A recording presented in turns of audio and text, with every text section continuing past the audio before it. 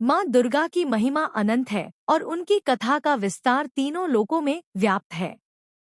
आदि शक्ति, जगदम्बा, भवानी और महामाया जैसे अनंत नामों से जानी जाने वाली माँ दुर्गा साक्षात शक्ति का स्वरूप है, जिनके प्राकट्य मात्र से ब्रह्मांड की आसुरी शक्तियों का अंत सुनिश्चित हो गया था।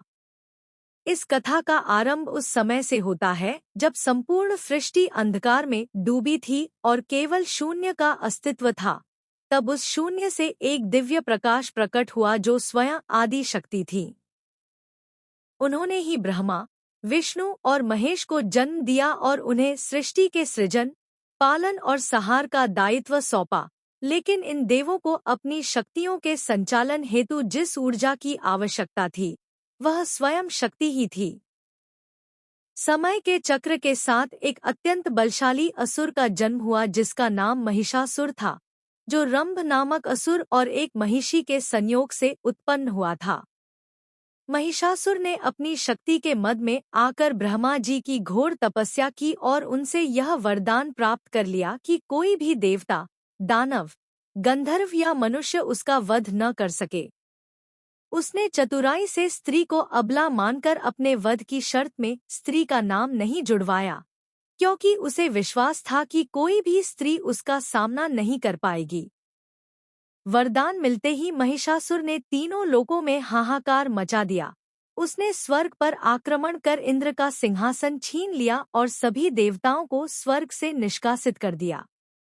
दुखी और पराजित देवता ब्रह्मा जी के नेतृत्व में भगवान विष्णु और महादेव की शरण में पहुंचे और अपनी व्यथा सुनाई।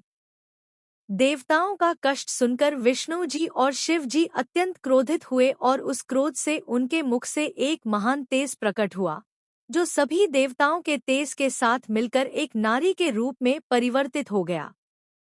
इस प्रकार मां दुर्गा का प्राकट्य हुआ, जिनके मुख में शिव का तेज, भुजाओं में विष्णु का तेज और चरणों में ब्रह्मा का तेज समाहित था।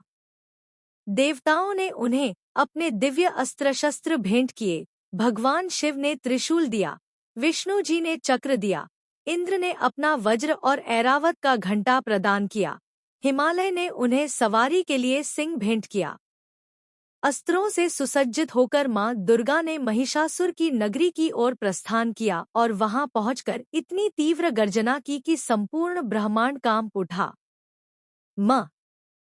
बल्कि अपने भक्तों के लिए ममतामयी माता भी हैं, जो करुणा के वशीभूत होकर सदैव उनकी रक्षा के लिए तत्पर रहती हैं। आज भी भक्त श्रद्धापूर्वक मां का ध्यान करते हैं और जय माता दी के उद्घोष के साथ अपने जीवन के कष्टों से मुक्ति पाते हैं, क्योंकि मां दुर्गा ही वह शक्ति है जो संसार के अंधकार को मिटाकर प्रकाश की स्थापना करती है।